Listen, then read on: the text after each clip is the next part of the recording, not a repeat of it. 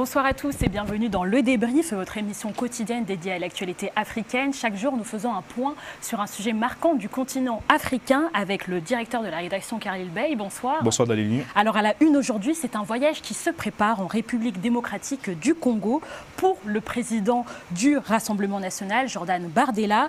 Et à l'approche des élections présidentielles françaises de 2027, Khalil, on se demande pourquoi un parti d'extrême droite prévoit une délégation en RDC. Quels intérêts sont cachés derrière cela? Merci Dalini. Déjà, ce n'est pas nouveau. Il faut dire que le 7 mars dernier, le président Félix Tshisekedi recevait à la Cité de l'Union africaine 3 eurodéputés du Rassemblement national, Thierry Mariani, Virginie Joron et Philippe Olivier, qui est le conseiller politique de Marine Le Pen. Selon l'information qu'on a eue, ils auraient été invités par la présidence congolaise avec billets d'avion et hébergement à la clé et tout. Et il faut dire même que Marine Le Pen, la présidente des députés du groupe Rassemblement national à l'Assemblée nationale, devait même rencontrer le président Félix Tshisekedi lors de sa visite en mars dernier. Ça n'a pas été fait.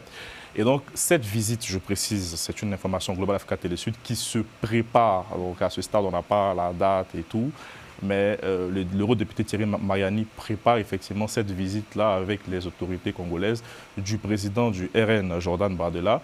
Et vous l'avez dit, en amont des élections présidentielles 2027, c'est aussi le signe que Jordan Bardella est aujourd'hui, à ce stade-là, celui qui portera vraisemblablement les couleurs du RN lors de la prochaine présidentielle. Donc c'est une manière aussi pour lui de travailler sa statue présidentielle, sachant que vous vous rappelez des propos de Marine Le Pen à Mayotte lorsqu'elle disait qu'elle ne connaît rien de Mayotte. Donc je pense que ce sera l'occasion pour lui de mieux connaître la RDC, étant donné que le parti de Marine Le Pen est très engagé sur ce sujet, notamment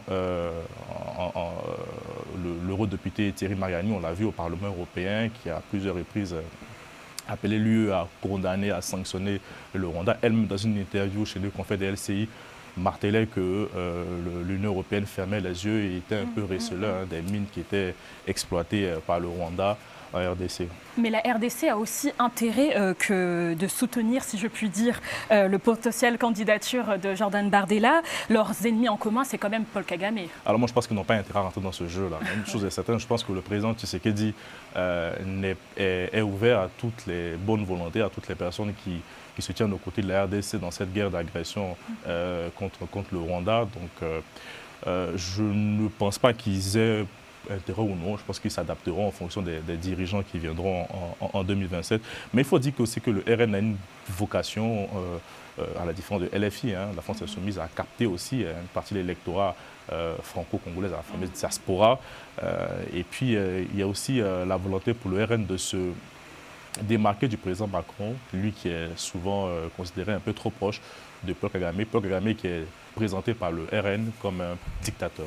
Mais avons-nous des dates? Comme vous l'avez dit, il n'y a pas de date, mais pourquoi justement ça n'a pas fait d'écho alors? Parce que je vous ai dit, c'est une information confidentielle qu'on a pu se procurer ces derniers jours, c'est une information Global Africa. Donc à ce stade, il y a un projet de voyage du Jordan Bardella en République démocratique du Congo, mais rien pour le moment n'a été fixé, donc on n'a pas la date et on ne sait pas qui sera membre de cette délégation et quel sera le programme concrètement. Mais on reviendra vers vous pour plus d'infos.